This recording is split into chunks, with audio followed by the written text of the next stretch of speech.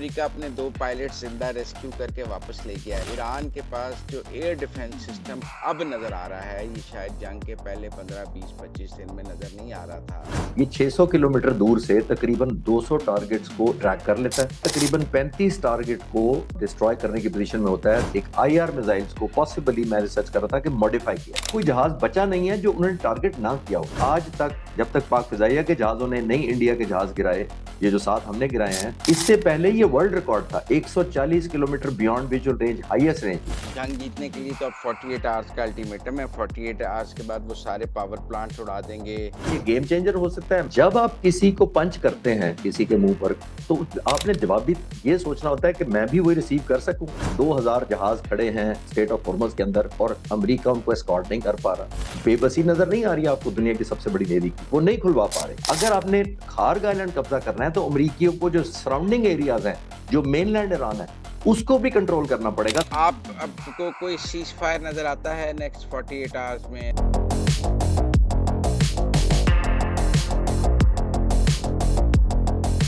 अस्सलाम वालेकुम नाज़रीन, मुज़म्मिल सरवरदी के ऑफिशियल यूट्यूब चैनल के साथ मैं हूं मुज़म्मिल सरवरदी। उम्मीद है आप खैरियत से होंगे। नाज़रीन, वैसे तो अमेरिका अपने 2 पायलट जिंदा रेस्क्यू करके वापस ले गया है, लेकिन सवाल यह है कि ईरानियंस ने उनके F-15 को हिट किया और उनके बाकी भी एयरक्राफ्ट्स को हिट किया, तो ईरान के पास जो एयर डिफेंस सिस्टम अब नज़र आ रहा है, ये शायद जंग के पहले 15, 20, 25 दिन में नज़र नहीं आ रहा था। और तब तो लग रहा था कि ईरान की फ़ज़ाओं पर अमेरिका और इज़राइल की बालादस्ती है। लेकिन अब वो हिट कर रहे हैं जो प्लेन्स को जो ईरान के ऊपर शॉट करने आते हैं। तो मैंने समझने के लिए कि ये क्या टेक्नीक ईरान यूज़ कर रहा है, खालिद चिश्ती साहब को दावत दी है कि वो हमें समझाएँ। अस्सलाम वालेकुम चिश्ती साहब, क्या हाल? वालेकुम सलाम जी मुजामिल भाई, बिल्कुल ठीक जी, खैरियत। Thank you for the invitation. देखें, ये F-15 एक बहुत कामयाब त्यारा है। इसको अभी तक कहते हैं कोई निशाना नहीं बनाया गया, कभी इसकी किल हिट नहीं थी। ये ईरानियंस ने इसको किल हिट किया है। हाउ? देखिए, एक तो बड़ा मुश्किल है इन हालात में, क्योंकि ईरान फॉर्मली अपने एसेट्स अनाउंस नहीं कर रहा। जंग शुरू होने से पहले भी आपको याद होगा कि उसने कहा था कि हम बहुत नुकसान पहुंचाएंगे, और बहुत सारे लोग ये मानने को तैयार नहीं थे कि इस हद तक ईरान नुकसान कर पाएगा अमेरिका का। ओवरऑल फाइटर जहाजों के अलावा भी वो नुकसान जो कर रहा है, जिस तरह के बैलिस्टिक क्रूज मिसाइल और हाइपरसोनिक इसने इस्तेमाल किया, हमें पता तो था।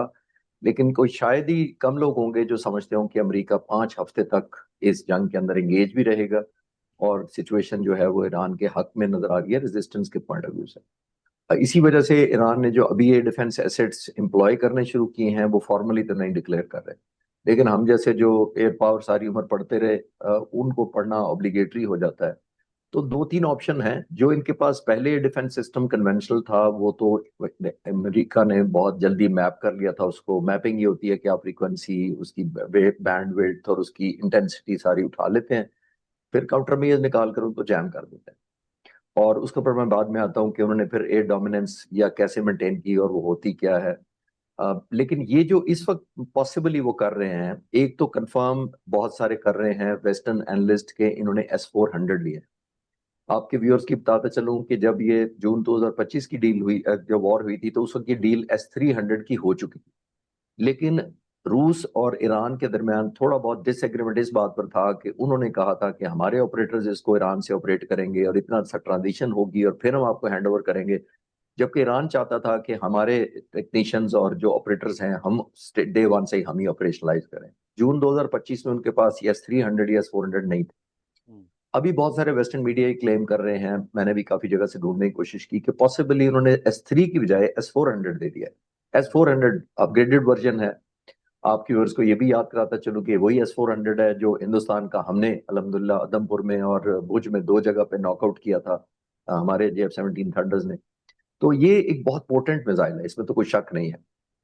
S-400 जो डिजिट है, 400 का मतलब यही है कि 400 किलोमीटर से नजदीक नहीं आने देता। ये 600 किलोमीटर दूर से तकरीबन 200 टारगेट्स को इंगेज करता है या ट्रैक कर लेता है, और उसके बाद तकरीबन 35 टारगेट को लॉक कर लेता है और डिस्ट्रॉय करने की पोजीशन में होता है, तकरीबन जब वो जहाज आउट ऑफ 200। इसके पास तकरीबन 32 मिसाइल्स की पूरी बैटरी होती है, मैं वो एक्सप्लेन करने की कोशिश कर रहा हूँ, और तमाम वैरायटी वाले मिसाइल होते हैं, यानी कि इसका कंप्यूटर सेंसर्स डिसाइड करता है कि कौन सी थ्रेट कितनी सीरियस है, उसके लिए कौन सा वेपन इस्तेमाल करना है। ये S-400 इन्होंने जो अब कहा जा रहा है कि ले लिया है, ये बहुत लीथल है। लेकिन फिर आप सवाल करेंगे कि स्टेल्थ कैसे पकड़ रहे हैं, ये स्टेल्थ तो अमेरिका का क्लेम था कि ये हो ही नहीं सकता, इसको डिटेक्ट नहीं हो सकता। तो इन्होंने मतलब इन्होंने ड्रोन और airborne, air to ground to air जो इंटरसेप्टर है, एक IR मिसाइल्स को पॉसिबली मैं रिसर्च कर रहा था कि मॉडिफाई किया है। ये मिक्स ऑफ बोथ किया इन्होंने। वो ड्रोन वर्सेस समझे एक मिसाइल है जो इतना हाई स्पीड नहीं है, लेकिन ये लॉइटरिंग करता रहता है, हवा में फिरता रहता है, और ये इंफ्रारेड सोर्स या सिग्नेचर को पिक करता है। अब इंफ्रारेड क्या चीज है? इंफ्रारेड सिंपल वो हीट है जो इंजन के से निकल रही होती है। F-35 की एग्जांपल लें तो उसके अंदर लगा हुआ है P-135। प्रैट एंड विटनी एक कंपनी है, मोस्ट मॉडर्न जहाज है, क्योंकि F-35 ये वो इंजन है जो उन्होंने एयरक्राफ्ट कैरियर के लिए भी बनाया, जिसके अंदर शॉर्ट लैंडिंग होती है, इसके अंदर थ्रस्ट को आप वेक्टर कर सकते हैं, डायरेक्शन बदल सकते हैं। तो without going into lot of technical things, ये इन्होंने पॉसिबल उस ड्रोन कम मिसाइल इंटरसेप्टर्स की मदद लेते हैं, उससे ये लोकेट करते हैं, और फिर ये अपना S-400 अगर आ गया इनके पास जो कहा जा रहा है, तो ये फिर फायर करते हैं। अब ये देखा जाए कि आप ये जो पूछ सकते हैं कि ये इंफ्रारेड पे ही क्यों डिपेंडेंसी होती है। जो F-35 है, वैसे वो रेडार जितने होते हैं जो उसकी तरफ ट्रांसमिशन फेंकते हैं, उसको वो काउंटर कर लेता है। हीट एक ऐसी चीज है जिसको कोई भी दुनिया में, ऑब्वियसली जब तक उस जहाज के अंदर इंजन है और इंजन एग्जॉस्ट भेजेगा, 800-900 डिग्री सेंटीग्रेड टेम्परेचर एग्जॉस्ट करेगा। और बड़ा इंपॉर्टेंट ये होता है हवा में इसको पिक करना। इंफ्रारेड सिग्नेचर को आसान इसलिए होता है कि जमीन पर बहुत सारे हीट सोर्स होते हैं। जब आप 30,000 या 40,000 फुट पे चले जाते हैं, वहां -30-40 डिग्री टेम्परेचर होता है। -30-40 में अगर जरा सा भी हीट सोर्स जनरेट हो तो वो कंट्रास्ट के अगेंस्ट जल्दी पिक हो जाता है। तो ईरानी मेरा ख्याल है अब ये स्कीम कर रहे हैं कि वो पिक किसी और इंटरसेप्टर से करते हैं और शूटिंग दूसरे मिसाइल से करते हैं। तो उससे अच्छा, कुछ हमने देखा है कि उन्होंने उनका जो है कोई वो UH-60 ब्लैक हॉक भी एक डैमेज किया है, वो कैसे? वो ये कहा जा रहा है कि जब ये रेस्क्यू के लिए आ रहा था, हम्म। Black Hawk normally rescue, search and rescue के लिए भी इस्तेमाल होता है। जब इस तरह की कैजुअलिटी हो जाए या आपने कोई इवैक्यूएशन करनी हो, चाहे वो नेशनल कैटास्ट्रॉफी हो या पायलट कोई गिर जाए जैसे इस सूरत में हुआ है, तो क्योंकि पॉपुलेशन जो जमीन पर है वो तो अनफ्रेंडली है, वो तो ईरानियन है ऑब्वियसली। तो हम्म। ये CNN ने भी एक वीडियो में कंफर्म किया है कि जब वो ब्लैक हॉक हेलीकॉप्टर सर्च कर रहा था और नीचे आने की कोशिश कर रहा था ढूंढने के लिए, तो जमीन से फायरिंग उस पर की गई है डेफिनेटली। तो ये वो फायरिंग है। क्या फायरिंग, किस चीज से फायरिंग किया उन्होंने? क्लाशनकोफ से तो नहीं की होगी ना? नहीं, एंटी एयरक्राफ्ट सिंपल पुराने जमाने के कन्वेंशनल गन्स भी हो सकती हैं, लेकिन वो वेपन कंफर्म नहीं हुआ, लेकिन फायरिंग होती है तो उस वीडियो में देखी जा सकती है उस पर की गई है। लेकिन ग्राउंड पर क्या वेपन था वो वीडियो में नहीं नजर आ रहा। और एक HH-60G पेव हॉक 2 डैमेज करने की बात की जा रही है। मैं क्या जरा बारी बारी पूछ लूं आपसे, ये नहीं भी नहीं, बारी बारी तो मेरा ख्याल है टेक्निक देखें। अमेरिकन कल 2 दिन से, जुमे से डेस्परेट थे कि उनका जाहिर है जहाज गिरा है, F-15 गिरा है, उनका कर्नल है जो उन्होंने रेस्क्यू किया है अब। तो जाहिर है एक एम्बैरेसमेंट होती है। एक पायलट तो हजारों में से एक होता है, ये नहीं होता कि उस पायलट के लिए को रेस्क्यू करने के लिए पूरी एयरफोर्स आ जाएगी। लेकिन जो ह्यूमिलेशन हो रही है, मैं कल भी कुछ प्रोग्राम्स में कह रहा था कि देखिए अभी तक उनके 12, 14, 16 जहाज मारे हैं। अगर आप परसेंटेज निकालें तो पॉइंट पता नहीं कि 0-0 डाल के कुछ बनेगी जो अमेरिकन एयरफोर्स की एक्चुअल तादाद है, पहली बात। हम्म। दूसरी एक इंपॉर्टेंट बात यह है कि इन नंबर से तो उनकी कैपेसिटी नहीं कम हो रही। हाँ, उनके लिए एम्बेरसमेंट बहुत हो रही है कि वो जहाज इतने डाइवर्सिफाइड किस्म के जो इतना ब्रॉड विड्थ है, F-35, F-18, F-16, A-10 helicopters, तो कोई जहाज बचा नहीं है जो उन्होंने टारगेट ना किया हो। ये एक गेम चेंजर इस पॉइंट ऑफ व्यू से हो सकता है कि एलिमेंट ऑफ इनसिक्योरिटी जहन में पैदा हो जाता है। जो ऑफेंस लॉन्च करता है वो कंफर्टेबल नहीं रहता। देखिए, मैं पिछले सवाल के जवाब में थोड़ा रुक गया था, मैं अभी ऐड कर देता हूं। देखिए, मुख्तलिफ पैरिटीज होती हैं या डायमेंशन या सिग्निफिकेंस होती, कैटेगरी समझ लें एयर स्पेस मैनेजमेंट की। जो सबसे कम होती है वो एयर पैरिटी कहते हैं कि आप दोनों बराबर हैं, आपके पास भी वेपन सिस्टम है, उसके पास बराबर। फिर होती है फेवरेबल एयर सिचुएशन। फेवरेबल है कि आपके लिए, अमेरिका के लिए फेवरेबल हो, कोई सिग्निफिकेंट रेजिस्टेंस बहुत ज्यादा ना हो, लेकिन रेजिस्टेंस है अगर ईरान की तरफ से, लेकिन अमेरिका के हक में है ओवरऑल एयर स्पेस मैनेजमेंट या स्पेस की जो सेफ्टी या सिक्योरिटी है, इसको फेवरेबल कहते हैं। उससे ऊपर होती है एयर सुपरियोरिटी। अगर अमेरिका क्लेम करे कि हमारी ईरान पर एयर सुपरियोरिटी है, इसका मतलब ये है कि इक्का दुक्का रेजिस्टेंस जरूर है, 100% गारंटेड सेफ नहीं है ईरान का आसमान, तो ये एयर सुपरियोरिटी कहते हैं। अमेरिका इतने दिनों से पिछली जंग में भी और अभी भी ये अज्यूम कर रहा था कि उनके पास इससे भी ऊपर एक कैटेगरी होती है, वो होती है एयर डोमिनेंस। एयर डोमिनेंस का होता है हम डोमिनेट करते हैं, किसी को ये है ही नहीं, कैपेबिलिटी हमने छोड़ी नहीं है कि वो कोई हम पर हमलावर हो सके या रेजिस्टेंस पैदा कर सके। तो अमेरिकन को तो आदत थी एयर डोमिनेंस की। सदाम हुसैन के जमाने में जब नो फ्लाई जोन डिक्लेयर कर दिया था बहुत अरसे तक इन्होंने, और इराक की कोई हिम्मत नहीं होती थी कोई जहाज उड़ाने की, उन्होंने एक मिग 25 उड़ाया था, एक। और अमेरिका के F-15 जहाज ने ही, यही जहाज जो खुद मारा गया है, उसने एक मिसाइल मारा था बियॉन्ड विजुअल रेंज मिसाइल का 140 किलोमीटर दूर, और MiG 25 almost no fly zone में मार गिराया था। ये मैं इसलिए कंपेयर कर रहा हूं कि आज तक जब तक पाक फिजाइया के जहाजों ने नहीं इंडिया के जहाज गिराए, ये जो 7 हमने गिराए हैं, इससे पहले ये वर्ल्ड रिकॉर्ड था 140 kilometre beyond visual range, highest range थी। हमने तो अल्हम्दुलिल्लाह 198 किलोमीटर पे मारा है, यानी रेंज एक्सटेंड कर दी है। तो मैं सिर्फ बताने की ये कोशिश कर रहा हूं कि ये जो एयर डोमिनेंस का कैटेगरी थी वो इराक में भी उनको लगती थी 2003 में, क्योंकि उन्होंने समझते थे कोई जीरो रेजिस्टेंस है, कोई आएगा तो मार गिराएंगे। ईरान के खिलाफ भी अमेरिका को यही लगती है, और वो समझते हैं कि हमारी तो एयर डोमिनेंस थी। तो अब एयर डोमिनेंस नहीं, एयर सुपरियॉरिटी भी शायद मैं नहीं मानूंगा इन हालात में। वाई? बिकॉज फाइटर जहाज तो कोई नहीं आएगा आपके मुकाबले में पॉसिबली, लेकिन अगर इस तरह के मिसाइल आना शुरू हो जाए और आपका हर रोजाना या हर एक दिन छोड़कर एक दो तीन जहाजों को, चाहे वो हेलीकॉप्टर हो, चाहे फाइटर जेट्स हो, चाहे वो अटैक जहाज हो, चाहे वो KC-135 आपका रिफ्यूलर हो, तो अगर इस तरह की आपको नुकसान होना शुरू हो जाए, तो जैसे मैंने कहा, ये गेम चेंजर हो सकता है, एम्बेरसमेंट हो सकता है, और एक हेजिटेशन या हिचकिचाहट पैदा हो जाती है प्लानर के जहन में कि मैं ये जहाज भेजूं कि ना भेजूं, ये ना हो कि ये हिट हो जाए। और ये अब आप एक पहले तो हमने सुना था कि उनके पास चाइनीज HQ-9 है, अब आप कह रहे हैं S-400 है। दोनों तो नहीं चला सकते, HQ-9 भी चला लें और S-400 भी चला लें, कि दोनों चला रहे हैं? अगर हैं तो दोनों चलाने में कोई पाबंदी नहीं है। ये तो वैल्यू ऐड होती है। HQ-9 भी बहुत लीथल है, हमने भी पाकिस्तान एयरफोर्स भी ऑपरेट करती है HQ-9B को। हमने भी रिकॉर्ड मुद्दत में कोई 2 साल पहले तकरीबन 10 महीने के अंदर उसको फुली ऑपरेशनलाइज किया था। वो हमारी पिछली मई 2025 में इस्तेमाल भी हुआ था, उसकी एक किल भी है जहाज की। उसने एक जहाज भी मारा हुआ है। तो ये दोनों अलग-अलग ऑपरेट करते हैं। वो Chinese top of the line system है, बल्कि HQ-9 तो लेटेस्ट है, क्योंकि चाइनीज का भी 3-4 साल पहले ही ऑपरेशनलाइज हुआ है। पाकिस्तान पहला मुल्क था HQ-9B को लेने वाला। तो जो रशिया के S-400 है वो तकरीबन 15 से 20 साल पुराना है, इसमें कोई शक नहीं है, लेकिन बहुत लीथल है अभी भी अगर उसको पढ़ा जाए क्लोज। अच्छा, अब सूरत हाल ये है कि वो अपना पायलट रेस्क्यू करके वापस ले गए हैं। इसको आप उनकी विक्ट्री समझते हैं कि वो ईरानियन सॉइल पे आए, उन्होंने रेस्क्यू ऑपरेशन किया और वो कामयाबी से अपना पायलट वापस ले गए और ईरान उसको नहीं होल्ड कर सका या नहीं पकड़ सका? देखिए मुजम्मिल साहब, ये जो कामयाबियां होती हैं ना, इससे जंग नहीं जीती जाती, ये टैक्टिकल विन्स होती हैं। अमेरिका अगर किसी ब्रिज को उड़ा देता है कि जी फलां मोटरवे का मैंने उड़ा दिया है, मैंने फलां इंडस्ट्री सेटअप उड़ा दिया है, मैंने स्पोर्ट्स स्टेडियम उड़ा दिया है, मैंने बच्चों का स्कूल उड़ा दिया है, ये टैक्टिकल विन्स होती हैं। और अमेरिका के शान निशान मैं इनको नहीं समझता। अमेरिका को चाहिए बुनियादी तौर पर स्ट्रेटेजिक विन की बात करे, टैक्टिकल विन की बात नहीं करे। ये टैक्टिकल विन्स आपको लीड करती हैं स्ट्रेटेजिक की तरफ, विन की तरफ, लेकिन वो कर रही हैं कि नहीं, मैं नहीं मानता कि कर रही हैं। उसकी वजह यह है कि अमेरिका जैसे इतने बड़े सुपर पावर के लिए, इतनी बड़ी एयरफोर्स के लिए एक ब्रिज को उड़ा देना कौन सी बहादुरी की बात। ये तो सिविक फैसिलिटीज को तबाह करना तो जिनेवा कन्वेंशन की खिलाफ वर्जी है। मैंने जितनी उम्र एयरफोर्स में रही और गुजारी, हमें जिनेवा कन्वेंशन, इंटरनेशनल लॉ पढ़ाया जाता था, और उसके अंदर ये कहा जाता था कि आपने सिविलियंस को कैजुअलिटी नहीं करनी, किसी ऐसी इंफ्रास्ट्रक्चर को सेटअप नहीं करना जो आप सिविलियन लोगों के काम आए। तो ब्रिज उड़ा लेने से जंग नहीं जीती जाती, वो टेम्परेरी आप कर लेते हैं, इसमें तो कोई शक नहीं। तो आई थिंक लॉन्ग टर्म में उनको स्ट्रेटेजिक विन विन की तरफ जाना चाहिए, ना कि एक रेस्क्यू कर लिया हेलीकॉप्टर, नो डाउट कामयाबी है, मैं उसका क्रेडिट तो नहीं लूंगा कि नहीं जी अब वापस दे दें, आपने अच्छा नहीं किया।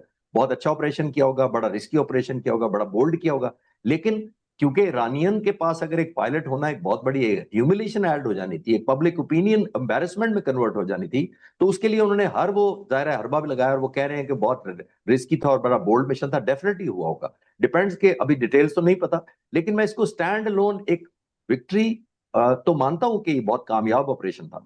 मैं एक्चुअली देखना चाहता हूं कि जंग जीतने के लिए अमेरिका क्या कर रहा है, उस तरफ मुझे काम नजर आता जंग जीतने के लिए तो अब 48 आवर्स का अल्टीमेटम है, 48 आवर्स के बाद वो सारे पावर प्लांट्स उड़ा देंगे, वो ऑयल के खर्क को सारा तबाह कर देंगे, तो वो बिजली एक तवानाई खत्म कर देंगे और ऑयल एक्सपोर्ट खत्म कर देंगे। तो आप उसको भी टेक्टिकल विन नहीं कहेंगे या उसको स्ट्रेटेजिक विन कहेंगे? है। नहीं, नीयत हो सकती है। नियत करने में तो कोई हर्ज नहीं है। नियत तो 5 हफ्ते भी पहले हुई थी कि सब रिजीम भी चेंज हो जाएगी, फुट ऑन ग्राउंड भी हो जाएगा, न्यूक्लियर भी उठा लेंगे, बैलिस्टिक मिसाइल भी खत्म कर देंगे। देखिए बिजली घरों का, चले एक मैं मिसाल से शुरू करता हूँ। बिजली घरों को टारगेट करना बहुत आसान है, बिल्कुल कर सकता है अमेरिका। बट जब आप किसी को पंच करते हैं किसी के मुंह पर, तो आपने जवाब भी ये सोचना होता है कि मैं भी वही रिसीव कर सकूंगा, और अगर मैं रिसीव कर सकता हूं तो मेरे पे क्या इफेक्ट होगा। बड़ी सिंपल करके करते हैं। अगर ईरानी बिजली घरों को तबाह करेंगे, और इन्होंने एक वाटर डिसलिमिनेशन प्लांट पर भी हमला किया था, तो देखिए मिडिल ईस्ट में जीसीसी के ममालिक में just across state of Hormuz 815 water desalination plant है मुजम्मिल साहब, 815। तमाम के तमाम पूरे जीसीसी को पानी देते हैं समंदर से कन्वर्ट करके, और जाहिर है कोस्ट पर इसलिए लगाए कि उन्होंने समंदर से पानी उठाना होता है। नंबर टू, जाहिर है तमाम के तमाम बिजली से चलते हैं, उनके बैक पे बिजली घर लगे हुए हैं। अब जरा विजुलाइज करें कि अगर ईरान उन बिजली घरों को तबाह करना शुरू कर दे जो पंप करते हैं समंदर से पानी डिसलिनेशन करके, फिर पंप करते हैं फिर शहरों की तरफ, जो जीसीसी के कतर है, दोहा है, यूएई है, मिडिल, तो अब क्या होगा। अच्छा, अगर हम नहीं समझ पा रहे कि क्या होगा, तो फिर हम परसेंटेज देख लेते हैं कि डिपेंडेंसी कितनी है। इस वक्त सऊदी अरब 70% वाटर डिसलिनेशन प्लांट पर चलता है, ओमान 85%, कुवैत 90%, यूएई सबसे कम डिपेंडेंसी है, 45 to 50% करता है, और उसके पास स्टोरेज सबसे ज्यादा है, तकरीबन 40 दिनों की। और बाकी तमाम ममालिक के पास पानी की स्टोरेज 4 days to 7 days की है।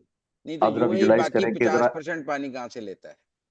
उसके मुख्तलिफ सोर्सेज हैं, मैं बताता हूँ, उसके बाद में आता हूँ, पहले मैं ये इसको कंक्लूड कर लें। हम्म। अगर आप जरा विजुलाइज करें कि इन्होंने बिजली घरों पे हमला शुरू कर दिया अमेरिका ने, उसके पास क्या टारगेट है। ना वो अमेरिका में जाके बिजली घरों को तबाह करेगा, इसराइल पर जा सकता है, कोई डेफिनेटली जा सकता है, लेकिन अगर उसने ये जो बिजली घर है जो पानी को कन्वर्ट करते हैं, इसको तबाह कर दिया या तबाह करना शुरू कर दिया, तो 4 से 7 दिन में ये जो 5 और 7 स्टार होटल बने हुए हैं पूरे जीसीसी में, उनमें पानी खत्म हो जाएगा। तो जरा कॉस्ट देखें कि अगर आप सिविलियंस को इम्पैक्ट करेंगे, जिस तरह अब अमेरिका कह रहा है हमने फलां ब्रिज उड़ा रही है, उसकी वीडियो रिलीज कर दी। आई मीन अमेरिका के लिए कौन सी बड़ी बात है एक ब्रिज को उड़ा देना, और किसी भी एयरफोर्स को टास्क दें उड़ा के आ जाएगी, इसमें नॉट अ बिग थिंग। मैं ये कंक्लूड करने की इस तरफ कोशिश कर रहा हूं कि अमेरिका को स्ट्रेटेजिक विन की तरफ जाना चाहिए अपना। और अच्छा, आपने खार्ग आइलैंड का, उसमें मैं अलग बात कर सकता हूँ। खार्ग आइलैंड को कंट्रोल करना या कैप्चर करना, ये विशफुल लिस्ट में तो जरूर हो सकता है, जरूर उनको होगा कि हम कर दें तो बहुत जबरदस्त होगा। लेकिन आप कहेंगे तो मैं एक्सप्लेन कर देता हूँ कि why is it not possible. Possible तो ड्रॉप करना मैं पॉसिबिलिटी समझता हूँ कि पैराट्रूपर आप ड्रॉप कर दें। 82 ब्रिगेड आपने पहले भी ड्रॉप किया था इराक में, मैं उसकी तफसील भी बता सकता हूँ आपको। वो ड्रॉप करने के बाद आपने करना क्या है, असल मसला मेरा उधर से शुरू होता है कि उसकी इंप्लॉयमेंट क्या करेंगे उसको, वो क्वेश्चन मार्क में बहुत बड़ा लगा। नहीं, वो अगर देखें ना, खर्क में ऑयल एक्सपोर्ट फैसिलिटी है, वहाँ ऑयल निकलता तो नहीं है। ईरान पूरे ईरान से तेल खर्क में लाता है और खर्क से एक्सपोर्ट कर देता है। अगर जो वह एक्सपोर्ट के लिए टैंकर्स एक्सपोर्ट फैसिलिटी बड़ी है, वो तो एयरफोर्स के लिए उड़ाना कोई मसला नहीं है ना। उसके बाद ईरान के पास कोई एक्सपोर्ट फैसिलिटी नहीं रहेगी, वो ऑयल तो होगा लेकिन एक्सपोर्ट नहीं कर सकेगा।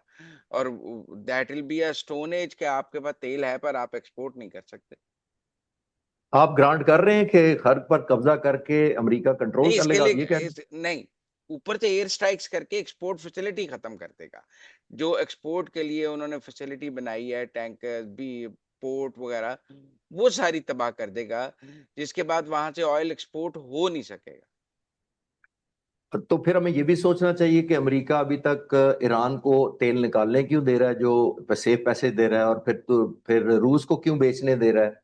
ये भी तो फिर हमें सोचना चाहिए ना। फिर सब सारी दुनिया को चोक कर दे, वो इसलिए चोक नहीं कर रहा कि वो अमेरिका को पता है कि तेल की कीमतें जितनी बढ़ रही हैं, अगर एक शख्स दुनिया में कोई ब्लेम हो रहा है तो वो प्रेसिडेंट ट्रंप खुद होता है। एक बात, जो इंटरनल अनरेस्ट हो रही है वो है। ये क्यों चाहता है कि यूरोपियन यूनियन खुलवा ले, वो खुलवाना क्यों चाहते हैं। अमेरिका को तो 1% तेल डिपेंडेंसी है, प्रेसिडेंट अमेरिका के खुद कह चुके हैं। तो खैर बंद रहे, उनको क्या फर्क पड़ता है, उनको तबाह करने से भी फर्क नहीं पड़ता, क्योंकि वो तो इफेक्ट ही नहीं हो रहे। तो मेरा ख्याल है कि उन्होंने ये बुनियादी तौर पर खर्च का जब भी करना था या किया जब भी, उन्होंने इसको वॉर बूटी के तौर पर यूज करना है। डिस्ट्रक्शन नहीं करेंगे वो, मेरा नहीं मानना। इसकी वजह से कि वही तो उन्होंने वॉर ट्रॉफी दिखानी है कि देखिए हमने खर्क पर कब्जा कर लिया है, हमने सीज कर लिया 80% तेल, अब हमारे कंट्रोल में है कि ईरान भेज सकता है बाहर या नहीं भेज सकता। तो वो डायनेमिक्स अपने फेवर में करना चाहता है। तबाह करने का तो मैंने कभी भी डाउट नहीं किया कि वो तबाह नहीं कर सकता, लेकिन फिर टेक होम तबाह करके क्या है, हमें तो वो सोचना होता है ना, वो, कि वो स्ट्रैटेजी ये नहीं होती कि मैं कर गुजरूं, मैंने उसकी इम्प्लीकेशन देखनी होती है या बेनिफिट देखना होता है। तो स्टोन एज वाली बात है ना कि जी अब तो जब कब्जा नहीं कर सकते, अब निकलने के लिए वॉर ट्रॉफी लेने के लिए अब तो तबाही किया जा सकता है ना, अब regime चेंज नहीं हो सकता, अब वॉर ट्रॉफी नहीं मिल सकती, तो अब तो स्टोन एज की जो बात है, अब तो डिस्ट्रक्शन की बात है ना, मैक्सिमम डिस्ट्रक्शन करनी है, तो डिस्ट्रक्शन की तो फिलॉसफी पे ये पूरा उतरता है। नहीं, स्टोन एज अच्छा लफ्ज है। प्रेसिडेंट ट्रम्प को मेरा ख्याल है दिल को भाता है कि स्टोन एज कहना बड़ा आसान है। स्टोन एज तो उन्होंने बड़े मुल्कों को भेजना था, फिर वो बाकी पता नहीं कहाँ चले गए। बट एनीवे, मैंने आपको तो वो जो मैंने मिसाल दी ना पानी वाली, उसके लिए कोई स्टोन एज किसी को भेजने की जरूरत नहीं है। आप रिजर्वायर बंद कर देंगे, आप वाटर डिसलिनेशन प्लांट चोक कर देंगे, आप बिजली घरों को तबाह कर देंगे। अब जरा विजुलाइज करें कि 815 बिजली घरों को जो डिसलिनेशन को बिजली जाती है वो कब रिस्टोर होगी और लाइफ कैसी होगी चौथे दिन के बाद से। आपने ये नहीं करना होता। तबाही कौन सा बहादुरी है। मैं इस बात पे हैरान होता हूँ कि आप मार दें टनेज बॉम्ब, इतने आपके पास भरे पड़े हैं जहाज। फिर आपने देखना ये है कि आपकी एक और बड़ी इंपॉर्टेंट बात है, मतलब जेहन में रखनी चाहिए। जब भी आप इस तरह की फोर्स एम्प्लॉय करते हैं, टास्क देते हैं, मैं बड़ा क्लोजली इनकी फोर्स को इस वक्त मॉनिटर कर रहा हूँ, कोशिश करता हूँ कि रोजाना की बुनियाद पर मुझे पता हो कि क्या हो रहा है। देखिए, इनके जो 2 एयरक्राफ्ट कैरियर आए थे, हम सबको पता है वो कहाँ है। एक पीछे चला गया डेगू गार्शिया के पास, जॉर्ज फोर्ड रिपेयर हो रहा है। 11 है एयरक्राफ्ट कैरियर इनके, बाकी 9 क्यों नहीं आ रहे अभी तक? इसलिए नहीं आ रहे, एक तो अट्रिट हुए हैं, डैमेज हुए हैं, इसलिए वो अगले नहीं लाने का चांस ले रहे। दूसरा, हर कमांडर को, अभी कमांडरों को फायर करना शुरू कर दिया उन्होंने। हर कमांडर को एक ट्रुप वर्सेस टास्क रेशियो दी जाती है। वो ट्रुप सिर्फ जमीनी नहीं सिर्फ होते, उसका मतलब है एयर में भी हो सकते हैं, नेवी में भी हो सकता है। ट्रुप वर्सेस टास्क की रेशियो दी जाती है कि आपको ये मैं काम दे रहा हूं, ये 100 लोगों से, 100 जहाजों से, 100 मिसाइल बोट से ये आपने काम करना है। अमेरिका की जो नेवी, यूएस नेवी इस वक्त डिप्लॉयड है, दुनिया की बेहतरीन नेवी है, इसमें तो कोई शक नहीं है। लेकिन जब आप टास्क देते हैं इस तरह का, तो आपको कॉरस्पॉन्डिंगली ट्रुप्स भी ऐड करने पड़ते हैं। बहुत डाइल्यूटेड है। क्यों हो रहा है कि 2000 जहाज खड़े हैं स्टेट ऑफ हॉर्मज के अंदर और अमेरिका उनको एस्कॉर्ट नहीं कर पा रहा? क्यों ये हो रहा है कि 145 150 रोजाना गुजरते थे जंग से पहले, अब 4 या 6 सिर्फ शिप गुजर रहे हैं? तो क्या हो रहा है ये? बेबसी नजर नहीं आ रही है आपको दुनिया की सबसे बड़ी नेवी की? वो नहीं खुलवा पा रहे क्योंकि जैसे मैंने कहा, troop versus task ratio out है। वो उनको थिन पॉपुलेशन दे के या लेस मैन पावर दे के वो। दूसरा एक और बड़ी इंपॉर्टेंट है, खार को कहना बड़ा अच्छा लगता है स्टोन एज में कर देंगे, कब्जा कर लेंगे। कैसे कर लेंगे कब्जा? मैं जरा एक्सप्लेन कर देता हूँ। ईरान की मिसाल से को लिंक करता हूं मैं इराक की मिसाल से। मैं अक्सर बताता हूं कि देखिए, 2003 में जब सद्दाम हुसैन को कब्जा करना था उन्होंने, तो ये ईरान के मुकाबले में 4 गुना छोटा इराक मुल्क है, यानी ईरान 4 गुना बड़ा है। इराक तमाम का तमाम डेजर्ट है, ऑलमोस्ट कोई पहाड़ियां नहीं है, हिली टेरेन नहीं है। जब हिली टेरेन ना हो, डेजर्ट हो, उसके अंदर एयर से बॉम्बिंग या टारगेटिंग करना बहुत आसान होता है, क्योंकि नीचे जमीन पर ना टनल्स होती है ना छुपने की जगह होती है, तो इजी टारगेटिंग होती है। तो अमेरिका ने 2003 में 48 दिन तक बमबारी की थी इराक पर। तब ये 82 एयरबोर्न ब्रिगेड उतारी गई थी। जरा विजुलाइज करें, 48 डेज नो फ्लाई जोन था, उनकी एयरफोर्स ना होने के बराबर थी। तो उस डेजर्ट में भी उनको 48 दिन लग गए थे। अब आ जाते हैं 4 गुना बड़ा मुल्क ईरान के ऊपर। पहाड़ी इलाका इनका 50% ट्रेन है इनकी एवरेज। अगर आप देखें गूगल करके इनकी ट्रेन जरा चेक करें, 48 घंटे उधर लगे तो इधर 48 दिन लगे तो इधर कितना लगेगा, पहले वो विजुलाइज कर लें। 4 गुना बड़ी जगह है, नंबर 3।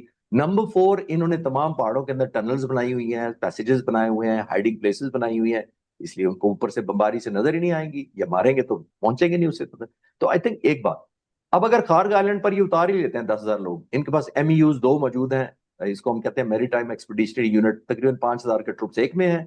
82 ब्रिगेड अपने कमांड सेंटर के साथ आता है, तो 5,000 और ले आएंगे, 10,000। 10,000 को आप ड्रॉप कर दें या वहां C-130 से लैंड करा दें खार्ग आइलैंड पर। उसके बाद आपने सीज करना है कंट्रोल। सीज का मतलब है पहले अपने आप को स्टेबलाइज करेंगे, रेजिस्टेंस खत्म करेंगे, कंट्रोल सीज करेंगे, और फिर खार को अपने हक में ऑपरेशनलाइज करेंगे। पहले ये करें। 10,000 ट्रुप्स उतर का वो टारगेट ऑफ अपॉर्चुनिटी ईरान के लिए नहीं है उनको मारना। नंबर 2, साइडों पे चंद किलोमीटर दूर तो ईरान की मेनलैंड शुरू हो जाती है मुजम्मिल साहब। वो तो ईरान के कब्जे में होगी अभी तक। वहां से सारे ड्रोन मिसाइल चलाना उनके पास में नहीं होगा। अगर आपने खार्ग आइलैंड कब्जा करना है, तो अमरीकियों को जो सराउंडिंग एरियाज हैं, जो मेनलैंड ईरान है, उसको भी कंट्रोल करना पड़ेगा, तब वहां से इनको फायरिंग नहीं होगी। वहां पर ये शायद ड्रोन लॉइटर करना शुरू कर देंगे सैकड़ों की तादाद में, वो अमरीकियों को हवा से मारना शुरू करेंगे। कितने इंटरसेप्ट करेंगे? डेड बॉडीज ले सकते हैं।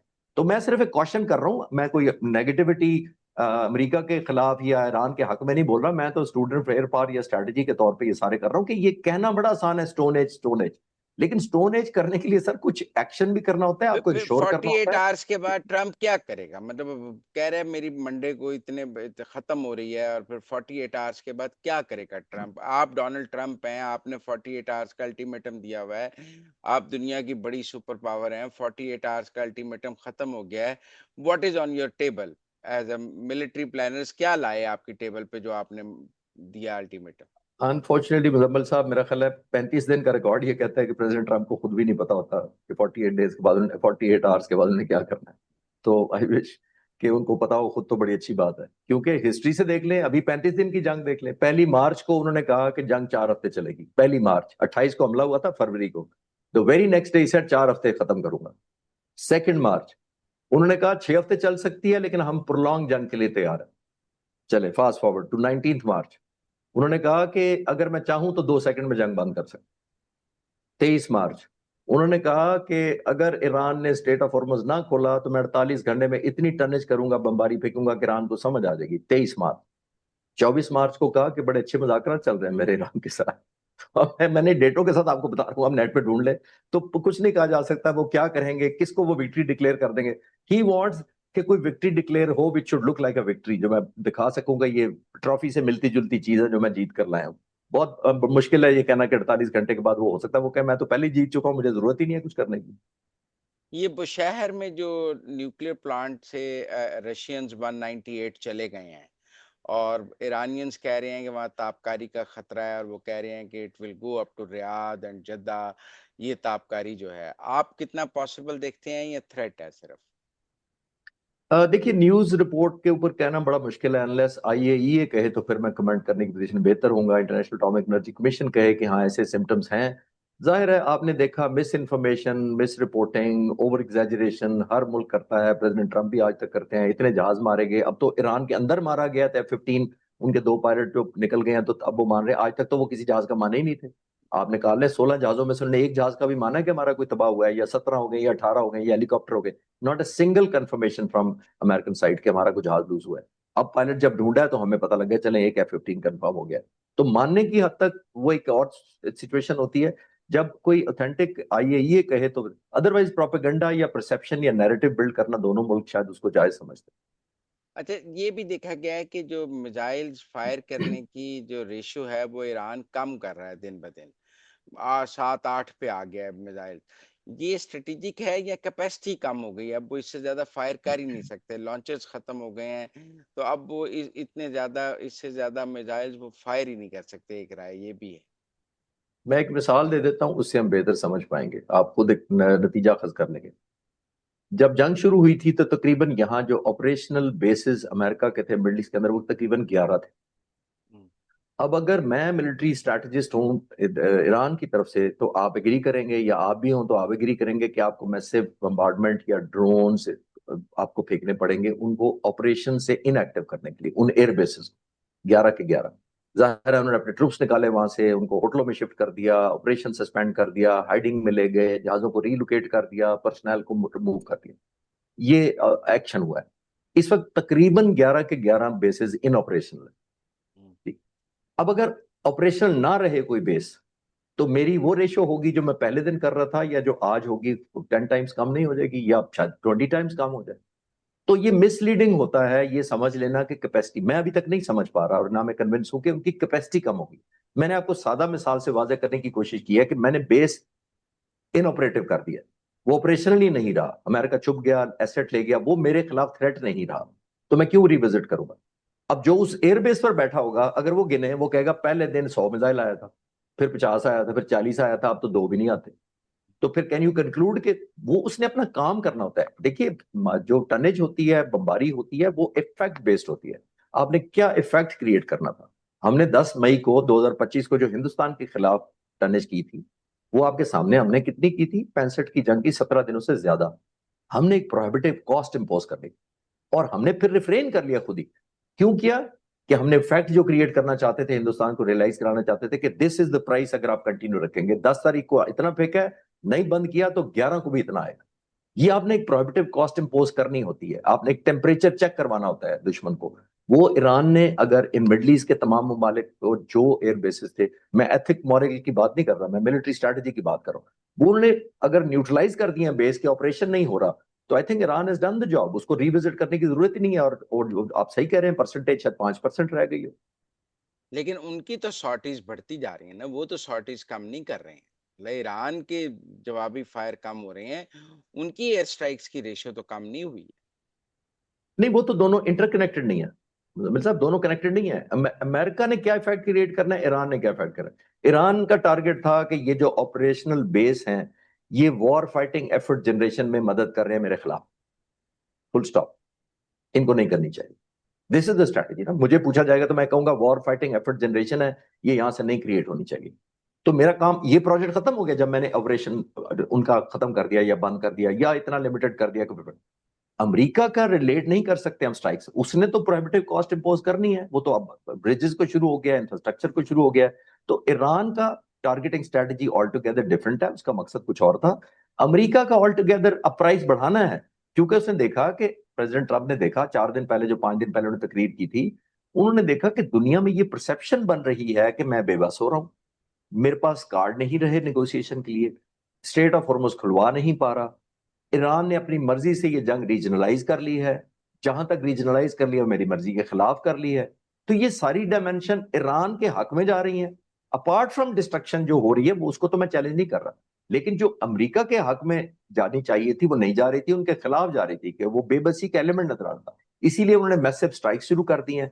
इसीलिए अभी भी कर सकते हैं जब 48 घंटे का शुरू होगा, जस्ट टू शो कि अमरीका, उनके पास हजारों जहाज खड़े हैं इस एरिया के अंदर, रिफ्यूलर उनके पास हैं, स्कॉट्स उनके पास हैं, जैमर्स उनके पास।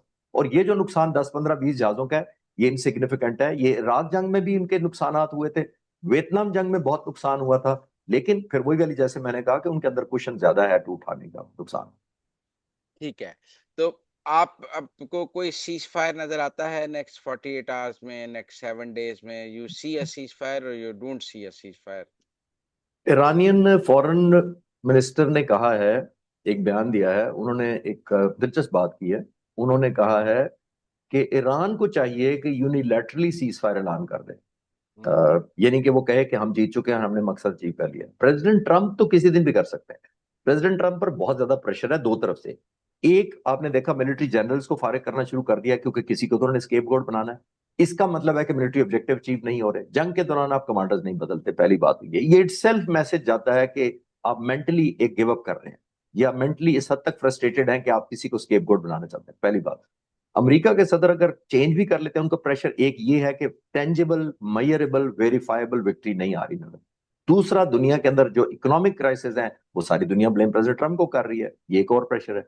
तीसरा, उन पर प्रेशर ये है कि उनका इलेक्शन आया हुआ है, तो बहुत ज्यादा 80% लोग मुखालिफ हैं, ओपिनियन पब्लिक बहुत चेंज हो रही है, खासतौर पर जब ईरान ने इतना रेजिस्टेंस दिखाई है और अमेरिका का नुकसान हो रहा है। अभी जो पायलट्स की बॉडीज जाना शुरू कर होंगी, और हेलीकॉप्टर जाहिर है बचता भी कम ही है, इस तरह जो डेड बॉडीज होंगी, तो ये बहुत महंगा पड़ेगा। तो प्रेसिडेंट ट्रंप, मेरा ख्याल है कि किसी भी फेस सेविंग को अब चाहेंगे, और ईरान भी यही चाहता है कि इतनी एस्केलेट कर दी जाए प्राइस कि उसको बेहतर बार्गेनिंग चिप मिले, एक लीवरेज मिले नेगोशिएशन की। अब ये जो शूटिंग हुई है और जहाज मारने शुरू किए हैं, एक और गेम चेंजिंग ये होगा कि अमेरिका का इनिशिएटिव बड़ा कर्व हो जाएगा। जैसे मैंने कहा ना, आपको हिचकिचाहट या हेजिटेशन आपके जहन में पैदा हो जाए तो जंग लड़ना बड़ा मुश्किल हो जाएगा। बहुत शुक्रिया खालिद चिश्ती साहब हमारे साथ बात करने का। It was pleasure always a talking to pleasure. You. Thank you sir, thank thank you. Thank you.